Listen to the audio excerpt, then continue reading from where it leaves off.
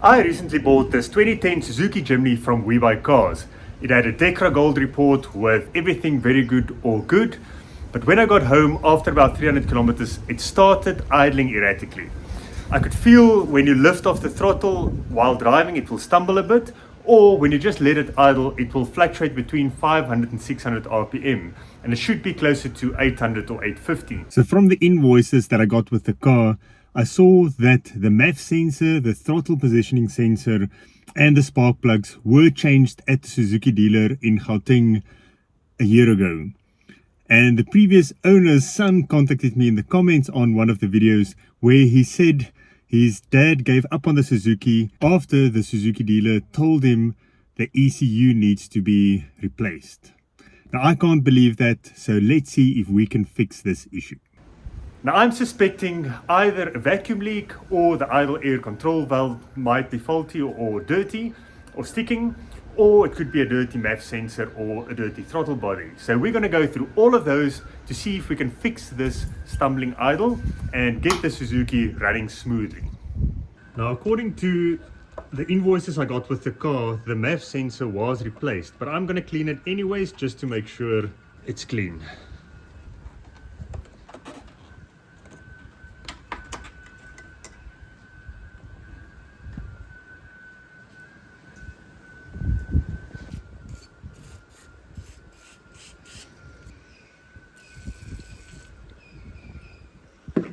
So we'll just let this air dry out of the dust and put it back just now.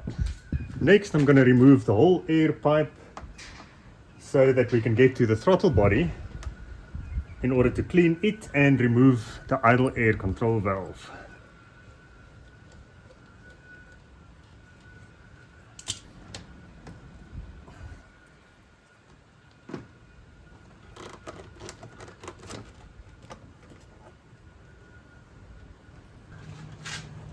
Now looking into the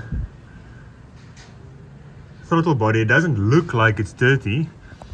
There are some black spots on the sides. I'm not sure what that is, but we're going to remove it and see if we can take a closer look.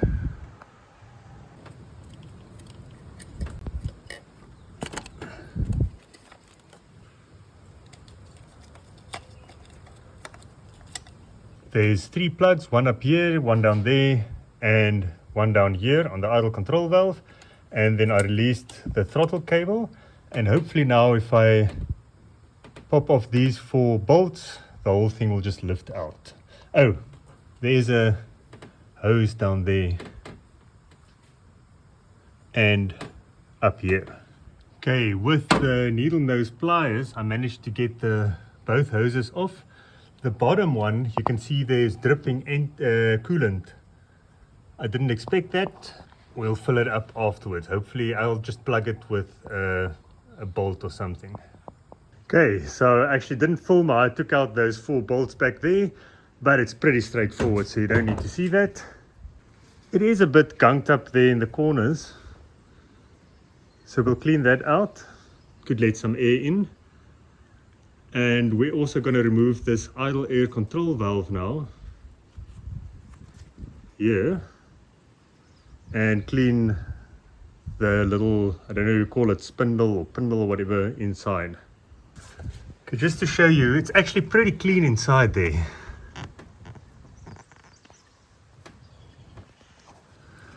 I'm just worried this mating surface here,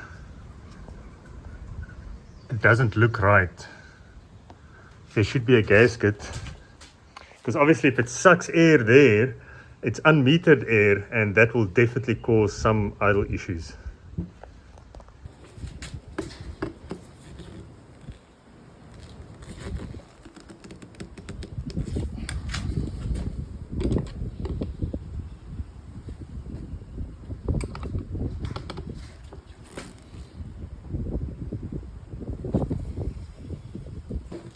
Sure, I don't want to be stripping those screws. Okay, in the meantime, let's clean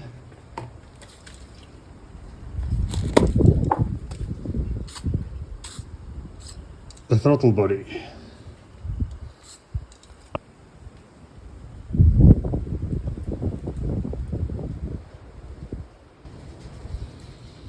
It is dirty. There's two spots there on the sides.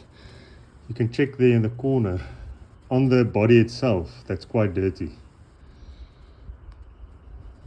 I'm not pushing against the butterfly, I'm just gently opening it and then cleaning with the Q-tips.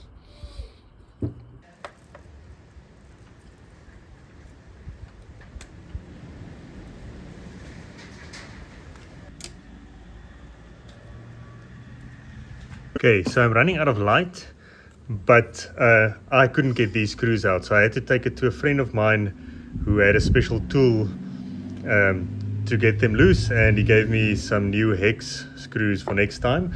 And then also that gasket was toast, the original gasket from Suzuki. Look at this. So hopefully that is where the air leak came from. So this buddy of mine on his CNC machine cut me 2 new gaskets from flexoid paper. So I'll put that in there with rubber grease. But for now, let's remove this idle air control valve and clean it. And yeah, let's first see how dirty it is inside.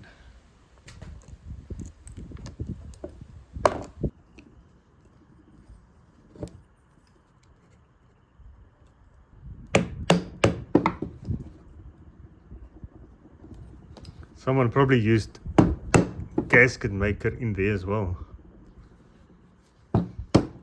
instead of a rubber gasket.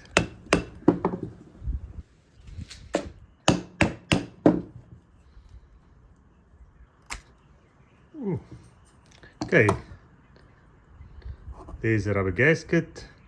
Doesn't look all that dirty. Yeah, it's quite dirty in there, and this is where the gun goes. You can see the carbon in there. So I'm going to clean this with the throttle body cleaner, and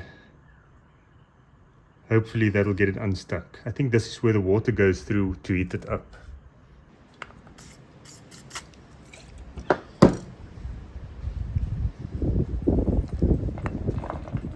Okay, so I managed to clean the surface pretty well, and now I'm going to just put some rubber grease on the gasket and stick the throttle body back on there. Oh, nice black currant jam on the flexoid CNC cut gasket. And now we stick the throttle body on there. Okay, throttle body on there. Now we can fasten it. It's seriously getting dark now, but it looks like we've got all 3 plugs in. Both hoses. The top one was fairly easy, but that bottom one was a mission. You had to first wiggle it through the bend there. And I think that's all of it. I'm just going to loosely put this arrows on there to keep crud from falling in there overnight. And then tomorrow we'll hook it all up and start the car and let the fuel trim learning begin. Okay, screwed the mass sensor back in. Let's plug it back in. So I just need to screw this on, that on, and I can fit this loosely. And then tomorrow we can button it all up and start the car. Okay, I fitted the arrows back. Now, before I connect the battery, let's just refill the coolant, because some coolant came out when I removed the pipe from the throttle body. Now, I checked, it looks like, oh, that looks a bit dirty, it's pink coolant. If I look in the expansion tank, it looks pink. So I think it's safe if we add this Castrol Radicool SF, because you don't want to mix pink coolant with blue or green coolant. But since it's already pink in there, this is what I'm going to add. First going to add it here, and then we'll start it, and then I'm going to leave it to idle for 10 minutes to relearn the fuel trim, and then that'll also burp out all the air from the cooling system. Okay, we're going to add some water, distilled water, to that. Okay, let's connect back the battery, and then we'll start it.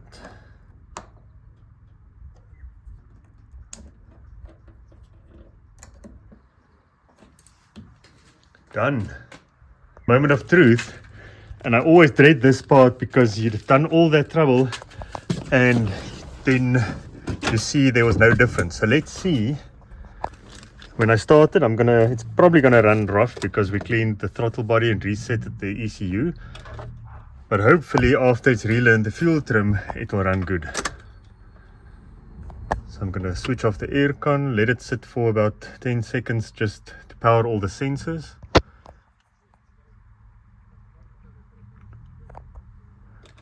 That should be enough. Started fine.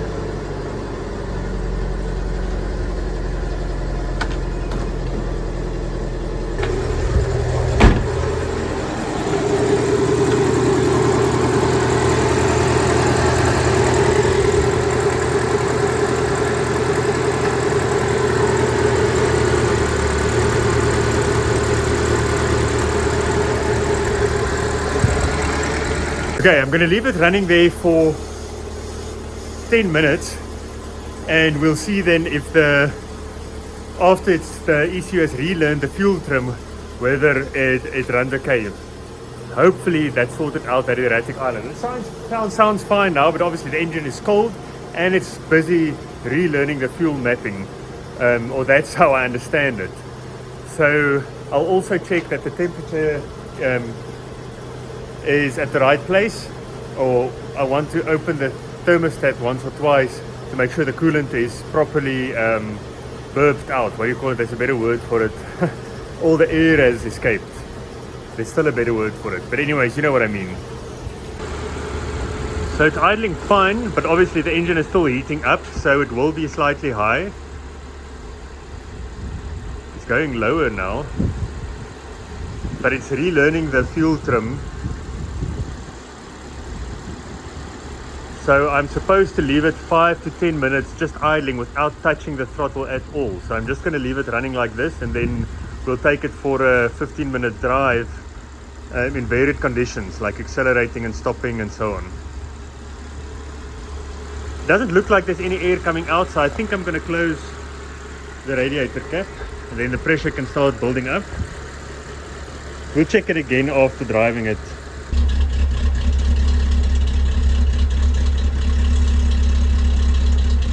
You can hear it's varying the idle. If there's a miss, we'll have to go through the ignition system, but hopefully this sorts it out. The car was running totally fine before I did all of this. It's just that idle that was slightly low and stumbling a bit, so it sounded like an air leak or a dirty idle air control valve.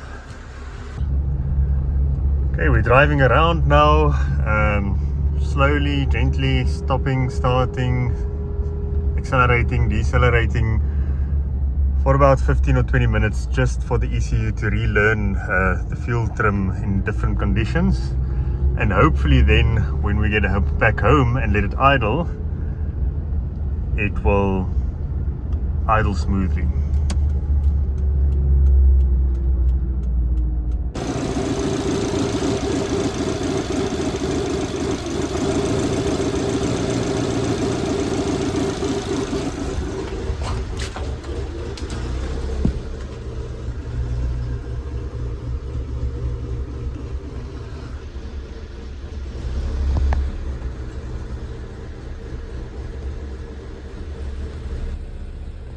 Cleaning the MAF sensor, the throttle body and the idle air control valve didn't work.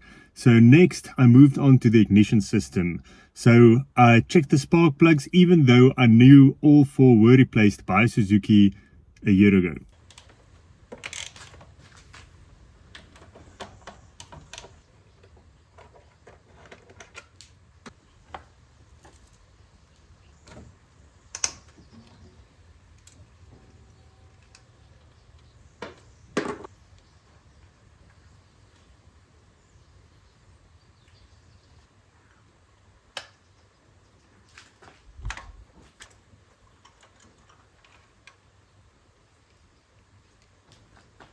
In the owner's manual, Suzuki says the spark plug gaps need to be between 1 and 1.1 millimeters. Now these were all 4 at 0.7 millimeters, way too small. And surely that has to make a difference. And I can only guess that that was done by the Suzuki dealer, because on the invoice they said they replaced all 4 spark plugs only a year ago.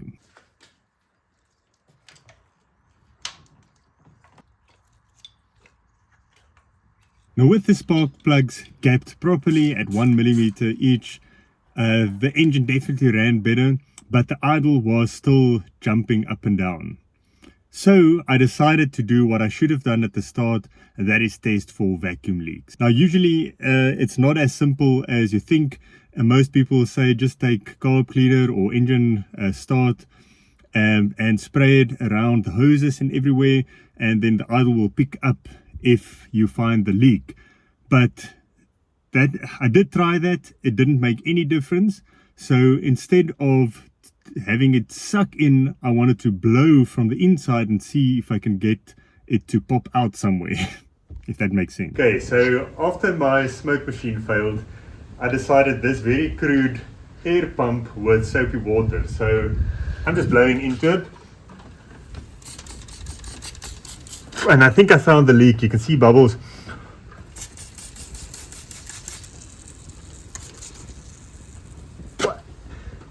And what that means is we've got unmetered air after the airflow sensor, the MAF sensor, that goes into the intake. So hopefully, if I fix that leak, the idle's gonna settle down where it should be. This clamp is loose. And now I'm not sure if that was me or not. As far as I remember, I took this whole piece off from here all the way down to there. So if that is the case, I'm gonna fit this one and then scan everything again. If that fixes the idle, I'm going to be super surprised and chuffed. Okay, we're back in the Suzuki and we're going to start it now and plug in the scan tool and check if that idle is down from 850, 900 to the 675 that it should be. Okay, we're looking at load, coolant temperature, fuel trim. It's going crazy, the fuel trim. The short-term fuel trim, and it's obviously because the leak is gone now, so it's taking away a lot of fuel which it was adding. You can see the negative fuel trim, and okay, obviously the engine's still cold. We'll see what happens when it's warmed up. I'm going to take it for a drive, warm it up, and then we can check it again. But obviously I think the fuel trim is going to have to learn again, because there's a lot less unmetered air now. Well, no unmetered air, hopefully. Okay, so let's reset the ECU again. I've got the battery positive connected to the battery negative with the jumper cables. We're going to leave it like this for half an hour or an hour and connect it back again. Then we'll start the car and let the ECU relearn the fuel trims after this vacuum leak has been fixed. Now at this point, I've already cleaned the MAF sensor and the throttle body. I've replaced a very damaged throttle body gasket with a new one. I fixed a major air leak in the main air duct between the air cleaner and the throttle body. And I've re-gapped all the spark plugs which had way too small gaps. So back on the scan tool, I noticed that the idle air control valve duty cycle doesn't behave the way it should. It's supposed to fluctuate depending on whether the AC is on or the headlights, and it just didn't move, and it was stuck at a certain percentage. I can't remember exactly, but about 16 or 17%. And scanning my wife's Suzuki, it was not the same. So I phoned Suzuki in Nelspruit. They said it'll cost, I think, between 6,000 and 7,000 rand for a new idle air control valve, and it'll take 4 to 6 weeks to arrive from Japan. But then I just phoned Zook Spares in Gauteng or Pretoria, and Peter had a whole throttle body, a second-hand one with the idle air control valve on it for 2,500. That was the Friday afternoon. Saturday morning it landed here in Hoedspruit. So I fitted it, started up the car, let the fuel trims relearn. 15 minutes later, the idle was 100%.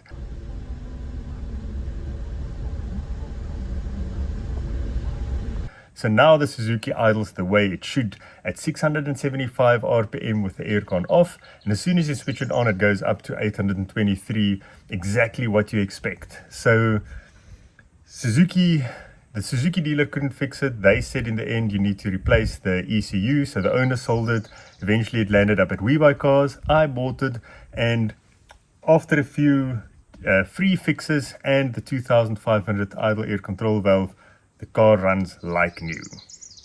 Thank you for watching, and I'll see you next time.